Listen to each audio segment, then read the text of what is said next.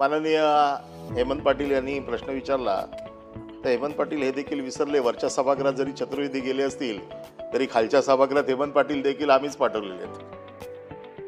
त्याच्यामुळे आपण पण तिकडे जाऊन आलेले आहात. प्रश्न असा आहे की जो प्रश्न सभागृह विचारतोय, सभागृहाचा एकंदर सेन्स बघता की सभागृहातल्या सदस्यांचं म्हणणं काय आहे, कायदा आहे की नाही. आपण म्हणताय की कायदा नाही आहे, मराठी माणसाला प्राधान्य मिळालं पाहिजे. मराठी माणसाला प्राधान्य मिळालं पाहिजे हे आपण कशाच्या आधारावरती सांगताय? ही मराठीची इच्छा सांगताय आपण. हा कायदा आहे का? मराठी माणसाला प्राधान्याने घर मिळालं पाहिजे हा कायदा आहे का? कायदा नाही आहे. सरकारची इच्छा आहे, मराठी माणसाची इच्छा आहे की मिळाला पाहिजे. आमचं तेच म्हणणं आहे, कायदा करा. जर तुम्ही PAP साठी कायदा करता, तुम्ही घर ताब्यात घेता, तुम्ही बाकीच्या सगळ्या शेड्यूल कास्ट, शेड्यूल ट्राईब हे ते सगळं आता वाचून दाखवलं, त्याच्यामध्ये तुम्ही घरं ॲक्वायर करता. आमचं म्हणणं असं आहे की नवीन रिडेव्हलपमेंट जिथे होते, आज मुंबई पूर्णपणे MMR रिजन रिडेव्हलपमेंटच्या झोनखाली आहे. आपण जे काय मोजायचे आहेत मराठी, ते 40% मराठी ह्या गटामध्ये बांधा. जसं त्यांनी सांगितलं की पहिलं देऊळ बांधून टाकतात, तिथे देरासर बांधून टाकतात, आतमध्ये कोणाला जायची हिंमतच नाही. माझं म्हणणं असं आहे की 40% घरं मराठी माणसाला परवडतील, म्हणजे 500 ते 750च्या दरम्यानची मराठी घरं आपण 40% बांधणार. त्याच्यासाठी कायदा करणार काय? आपली इच्छा काय आहे, आपण काय करू इच्छितो? इच्छा आज फक्त या सभागृहात, इथून बाहेर गेलं की लोडाची दादागिरी चालू होती.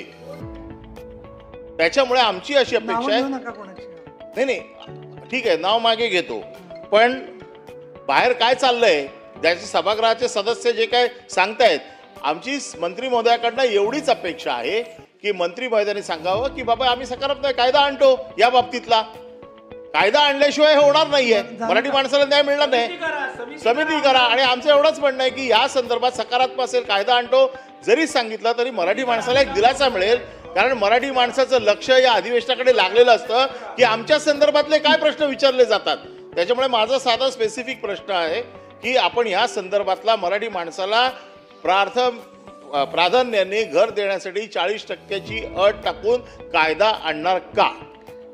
सन्माननीय सभापती महोदया, मी वारंवार मगाचपासून या उत्तरामध्ये सांगतो आहे की मराठी माणसाच्या रक्षणासाठी या सरकारची भूमिका आहे.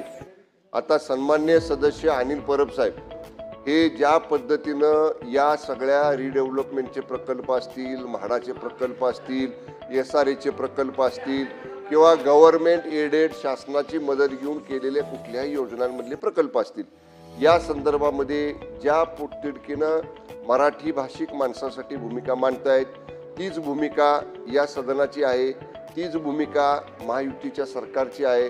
पण हेच जर मी मगाशी जसं चित्राताई वाघनी प्रश्न विचारला मिलिंद नार्वेकर साहेबांच्या नंतर की 2019 ते 2022 त्या काळातल्या सरकारमध्ये अशा पद्धतीचं तुम्ही धोरण घेतलं होतं का? अशा पद्धतीचा नियम तुम्ही केला होता का? अशा पद्धतीचा कायदा तुम्ही केला होता का? तर त्याला मी उत्तर दिलं, त्यावेळी हा कायदा झाला नव्हता. मग त्यावेळी एक मिनिट ऐका ना, ऐका, अरे ऐका ना, ऐका का? आता तुम्ही केलं नाही, तुम्ही केलं नाही, तुम्ही माझी विनंती आहे तुम्ही ऐकून घ्या. तुम्हाला सकारात्मक उत्तर पाहिजे ना, खाली बसा. केलं नाही तुम्हाला गोंधळात सभापती महोदया, तुम्ही शांत राहा जरा. पुढचा नाही तुम्ही शांत राहा. अहो तुम्ही अशी अमृतमणी केलं नाही हे रेकॉर्डवर येतंय ना, ते ऐकवत नाही का? ते ऐकवत नाही का? होऊ दे ना. अरे तुम्ही केलं नाही, मंत्री होतात, तुम्ही केलं नाही, मंत्री होतात, तुम्ही करू शकला नाही. म्हणजे तुमचं हे प्रेम कसं आहे?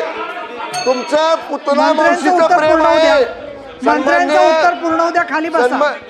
सन्माननीय सभापती महोदया, मंत्र्यांचं उत्तर पूर्ण होऊ द्या, तुम्ही खाली बसा प्लीज. शांत. सन्माननीय सभापती महोदया, यांना एवढं झोंबायचं काय कारण आहे? नाही तुम्ही कशासाठी? आपल्याला मला सभापती महोदया,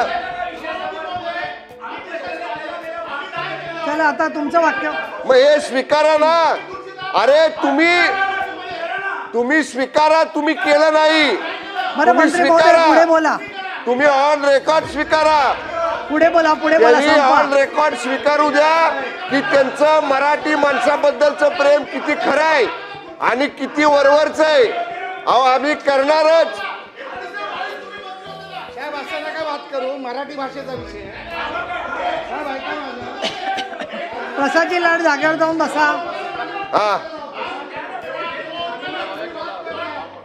सन्माननीय मंत्री महोदय, तुम्ही उत्तर पूर्ण करा. चला तुम्ही मी शांतता उत्तर देतोय ठेवा. ना.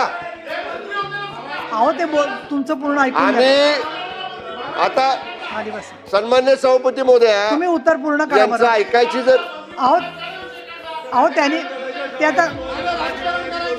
आता तुम्हाला गोंधळ घालायचा का? एक सभापती महोदया, आता मला वेळ द्या. आता तुम्ही ऐकून घ्या. अरे ऐका ना, तुम्ही ऐकून घ्या. ऐका ना, तुम्ही खाली बसा. आता हे काय पहा, असं झोंबतंय गोंधळ का करणं कानाला? बरं नाहीये. मराठी ऐका ना. माणसाचा प्रश्न आहे. ऐका सकारात्मक ऐका उत्तर पाहिजे ना, ना. ऐकून घ्या. नाही असं आता बोलायचं नाही. शांत एक राहा. मिनिट, सांगू का आम्ही काय करतो तो ते? सांगू का काय गद्दारी सांगतो? कुणाला म्हणतो गद्दार? अहो, शांतता ठेवा. तुम्ही काय विषय रे, काढू तुला नका. दाखवतो यायला गद्दार कुणाला म्हणतो रे? काय गद्दार मी काय म्हणतो? सभागृह तू काय- 10 मिनिटासाठी थांबवते कामकाज. नवीन घडामोडी पाहण्यासाठी आजच आम्ही मुंबईकर 24 तासला लाईक करा, सबस्क्राईब करा आणि अपडेट रहा.